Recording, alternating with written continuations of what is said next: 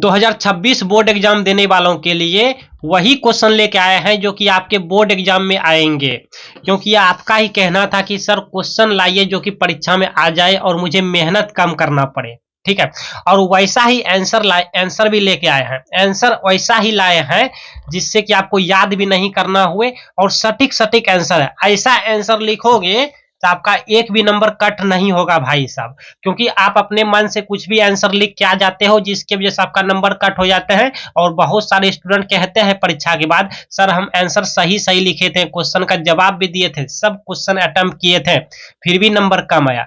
तो वजह यही है, अपने मन से आप जो तो आंसर लिख देते हो और उस आंसर पे नंबर कट कर लिया जाता है एग्जामिनर के द्वारा। तो अगर आप चाहते हैं आपका एग्जाम अच्छा जाए ही, साथ ही सभी क्वेश्चन का आंसर, सभी क्वेश्चन पे आपको नंबर मिले, तो आप लोग मेरे दिया हुआ आंसर को परीक्षा में लिख के आइए। ज्यादा बढ़ा चढ़ा कर भी नहीं है, बहुत छोटा सा सटीक सटीक आंसर लाया हूं और इस आंसर पे आपका फुल नंबर मिलेगा, एक भी नंबर कट नहीं होगा। ठीक है, तो आइए यहाँ पे क्लास 10th के स्टूडेंट, ये हम जो आज क्वेश्चन देने जा रहे हैं, कुछ क्वेश्चन है, ठीक है, कुछ क्वेश्चन है यहाँ पे जो कि सामाजिक विज्ञान यानी एसएसटी पेपर सोशल साइंस यहाँ पे क्वेश्चन लेके आए हैं। ठीक है, यही सब क्वेश्चन आपकी परीक्षा में देखने को मिलेगा भाई साहब। तो इसको जल्दी से आप लोग कॉपी पेन लेके बैठिए और मेरे साथ साथ नोट भी करते जाइए। ऐसा आंसर है कि आपको याद करने की जरूरत ही नहीं है, क्योंकि याद करना ही सबसे बड़ा स्टूडेंट के लिए पहाड़ है। याद करने का नाम सुनते ही उसका दिमाग भारी हो जाता है, पढ़ाई में आलस आने लगता है, जो पढ़ने का मन रहता है वो भी नहीं पढ़ाई करता है। क्योंकि सबका कमेंट हम देखते हैं, सबका कमेंट वही है कि सर याद करते हैं लेकिन भूल जाते हैं। तो इसीलिए हम देखते हुए, आपके टेंशन को देखते हुए, आपके प्रॉब्लम को, आपको परेशानी को देख, आपको परेशानी किस चीज में है, परेशानी यही है कि आप आंसर, क्वेश्चन के आंसर सेट कर लेते हो, कॉपी में लिख भी लेते हो, लेकिन आपको याद ही नहीं होता, और याद होता भी है तो आप भूल जाते हैं। तो यही आपका टेंशन को मैं देखते हुए ऐसा आंसर यहाँ पे लाया हूं ताकि आपको याद हो लेकिन भूले नहीं, और याद करने में ज्यादा परेशानी भी नहीं हो। तो आइए यहाँ पे स्टूडेंट, एक एक क्वेश्चन आप अपने नोटबुक में, अपने कॉपी में उतार लीजिए, और याद करने की जरूरत ही नहीं है, एक दो दफा पढ़िएगा याद हो जाएगा। क्योंकि हम बहुत आसान अपने भाषा में, आम बोलचाल में जो हम आपसे बात कर रहे हैं, यही बोलचाल में यहाँ पे आंसर लाए हैं। किताबी भाषा को मारिए गोली, किताबी भाषा को हम यहाँ पे नहीं लेकर आए हैं। ठीक है, किताबी जो किताब में जो रहता है, मॉडल पेपर किताब सब में जो आंसर रहता है वो बहुत झंझट होता है याद करने में, समझ रहे। तो अपने मन से हम यहाँ पे आंसर को सेट किए हैं और इस तरह से आप परीक्षा में लिख के आते हैं। ठीक है, तो अच्छा खासा नंबर मिलेगा। चलिए हम ज्यादा नहीं बोलेंगे, नहीं तो कहेंगे सर आप गुलशन सर आप टाइम ही बर्बाद कर देते हैं, जितना बताते नहीं उससे ज्यादा टाइम ही ले लेते हैं। तो चलिए आगे बढ़ते हैं। बस आपसे एक ही रिक्वेस्ट है मेरे भाई, अगर आप मुझे अपना भाई मानते हैं, बड़े भाई मानते हैं या टीचर मानते हैं, तो बस इस वीडियो को लाइक दे दीजिएगा, क्योंकि मैं आपके लिए बहुत मेहनत करता हूं। भले मेरा मेहनत आपको ना दिखे, आप सोचते होंगे बस गुलशन सर एक वीडियो ही तो बनाता है, लेकिन वीडियो बनाने के पीछे क्या मेहनत है वो सिर्फ मैं जानता हूँ। इसलिए मेरे मेहनत को एक लाइक दे दीजिएगा, ठीक है, प्यारा सा अपना दिल दे दीजिएगा, और कमेंट में बताइएगा आपको किस बात पे परेशानी है। मैं आपकी परेशानी में, आपका टेंशन को देखते हुए आगे बढ़ूंगा। ठीक है, और भाई साहब अगर आप नए हैं, मुझसे जुड़े नहीं है, सब्सक्राइब नहीं किए, तो आपसे निवेदन है सब्सक्राइब करके रखिए। मैं आपका बहुत काम आऊंगा एग्जाम तक। एग्जाम के बाद आप अनसब्सक्राइब कर देना भाई, मुझे कोई फर्क नहीं पड़ता, लेकिन मैं चाहता हूं कि मेरे द्वारा ज्यादा से ज्यादा स्टूडेंट का हेल्प हुए, सपोर्ट मिले, इसीलिए आप सब्सक्राइब कर लीजिएगा और मेरे मेहनत को एक लाइक दीजिएगा। तो चलिए यहाँ पे आइए, देखिए ये क्वेश्चन आपके एग्जाम के लिए देखे गया है। सामाजिक विज्ञान लघु उत्तरीय है, दीर्घ वाला भी नहीं लिए हैं। ठीक है, इतिहास से यहाँ पे लिए हैं अभी क्वेश्चन। ठीक है, उसके बाद यहाँ पे जानते हैं कौन सा रहेगा। हाँ, सब देंगे, आप कमेंट में बताते जाइए किस किस का आपको चाहिए। तो जल्दी से ये क्वेश्चन आप नोट कर लीजिए कि रूसी क्रांति पर मार्क्सवाद का क्या प्रभाव पड़ा। ये क्वेश्चन आपके लिए, देखिए इसका आंसर देखिए हम इतना अच्छा लाए हैं कि हाँ, छोटा सा आंसर लिखा है कि मार्क्सवाद की सोच से लेनिन ने मजदूरों और किसानों के साथ मिलकर रूस के राजा यानी जिसको जार कहते हैं की सरकार गिरा दी। बस इतना ही। कितना अच्छा क्वेश्चन है कि मार्क्सवाद के कहने से, यानी मार्क्सवाद ने किसको कहा, लेनिन को कहा। इसी की सोच से, मार्क्सवाद की वजह से लेनिन ने, मार्क्सवाद की सोच से लेनिन ने क्या किया, मजदूरों और किसानों से हाथ मिला लिया। मतलब लेनिन ने मजदूरों और किसानों के साथ मिलकर रूस के राजा की सरकार गिरा दी। ठीक है, पहले रूस की राजा का सरकार था, यानी जार का क्या था, सरकार था, लेकिन मार्क्सवाद के कहने पर लेनिन ने मजदूरों और किसानों से मिलकर रूस के राजा की सरकार गिरा दी। कितना अच्छा, अभी ही याद हो गया होगा।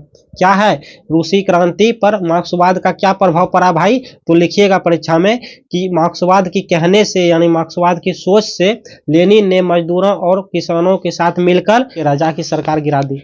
ऐसे भी अच्छा, दूसरा क्वेश्चन देखिए कितना मोस्ट इंपॉर्टेंट क्वेश्चन है भाई, कि खिलाफत आंदोलन का क्या कारण था। पहले विश्व युद्ध के बाद तुर्की के खलीफा की ताकत कम हो गई, ठीक है, इसलिए मुसलमानों ने क्या किया कि मुसलमानों ने उसे बचाने के लिए खिलाफत आंदोलन चलाया। ठीक, अच्छा अगला क्वेश्चन है जो कि मोस्ट इंपॉर्टेंट है, कि बोल्शेविक क्रांति में मार्क्सवाद का क्या प्रभाव पड़ा। यहाँ पे था रूसी क्रांति पर मार्क्सवाद का क्या प्रभाव पड़ा, और यहाँ पे है बोल्शेविक क्रांति में मार्क्सवाद का क्या प्रभाव पड़ा भाई। तो यहाँ पे लिखिएगा कि मार्क्सवाद की सोच से यानी मार्क्सवाद के कहने से, यहाँ पे लेनिन था, यहाँ पे लेनिन था, यहाँ पे क्या है, बोल्शेविक पार्टी है। मार्क्सवाद की सोच से यानी मार्क्सवाद के कहने पर, ठीक है, मार्क्सवाद की सोच से बोल्शेविक पार्टी ने मजदूरों और किसानों को साथ लाकर, यानी वही आंसर, यही आंसर है, बस थोड़ा सा अंतर है, लेनिन की जगह पे बोल्शेविक पार्टी है। क्या इन्होंने क्या किया कि मार्क्सवाद की सोच से लेनिन ने क्या किया, मजदूरों और किसानों के साथ मिलकर रूस के राजा की सरकार गिरा दिया। और यहाँ वही है कि मार्क्सवाद की सोच से बोल्शेविक पार्टी ने मजदूरों और किसानों को साथ लाकर, यानी मजदूरों और किसानों से मिलकर पुरानी सरकार हटाई और नई सरकार बनाई। जर्मनी के एकीकरण की मुख्य बाधाएं क्या थी भाई, तो जर्मनी जो है, जर्मनी छोटे छोटे राज्यों में बटा था। जर्मनी क्या था भाई, जर्मनी छोटे छोटे राज्यों में बटा था, लेकिन ऑस्ट्रेलिया बीच में रुकावट बना हुआ था और राज्यों के राजाओं में आपसी लड़ाई थी।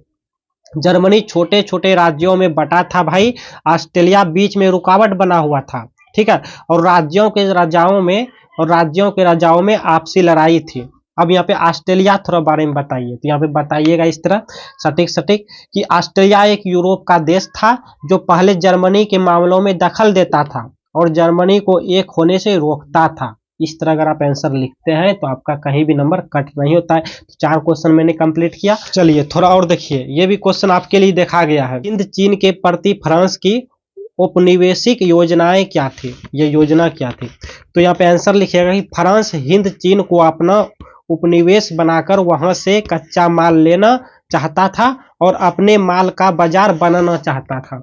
ठीक है, एकदम सटीक आंसर है कि फ्रांस हिंद चीन को अपना उपनिवेश बनाकर वहां से कच्चा माल लेना चाहता था और अपने माल का बाजार बनाना चाहता था। ठीक है, अगला क्वेश्चन है कि ओवा आंदोलन की विवेचना करें, तो यहाँ पे लिखिएगा कि ब्रिटिश और जमींदारों के अत्याचारों के खिलाफ 19वीं सदी में किसानों और आम जनता यानी आम लोगों ने विरोध किया। ठीक है, क्या हुआ कि ब्रिटिश और जमींदारों के अत्याचार के खिलाफ जो है 19वीं सदी में किसानों और आम मजदूर यानी आम लोगों यानी आम जनता ने विरोध किया। किसान और आम जनता ने मिलकर 19वीं सदी में इन दोनों खिलाफ हुआ, विरोध किया। ठीक है, इनमें कर वसूली और अन्य अत्याचारों के खिलाफ प्रदर्शन और लड़ाई हुई। ठीक है, इस तरह का आप छोटा हम आंसर निकाल दिए, किताब में बहुत बड़ा है और वो झड़ है, याद भी नहीं होता है। ये सब आप बस सुबह एक बार खाली मॉर्निंग में 1 से 2 बार पढ़ लेंगे, आपको याद हो जाएगा। और हर संडे को, हर इतवार को आप रिवीजन किया कीजिएगा। ठीक है, लिख कर कॉपी में, ठीक, इसको नोट कर लीजिए, ठीक है, हो सके तो वीडियो को सेव भी कर सकते हैं, इसको नोट कर लीजिए। स्टूडेंट फिलहाल आप इतना क्वेश्चन तैयारी कीजिए, मैं जल्दी ही आपके लिए क्वेश्चन ला रहा हूं और कमेंट बॉक्स में बताइए कि आपके लिए किस पेपर का, किस विषय का, किस सब्जेक्ट पे क्वेश्चन लाऊं जो कि परीक्षा में आ जाए। ठीक है, कमेंट में बताइएगा। और इसका दीर्घ उत्तरीय वाला चाहिए तो वो भी कमेंट में लिखिएगा। अपने मन की बातें कमेंट में लिखिएगा, तभी ना हमको पता चलेगा। आपके दिल की बातें मुझे कैसे पता चलेगा, नहीं पता चलेगा। तो कमेंट में लिखोगे तभी तो हम देखूंगा, पढ़ूंगा, तभी तो मुझे पता चलेगा और आपके लिए वीडियो लाऊंगा। तो चलिए भाई।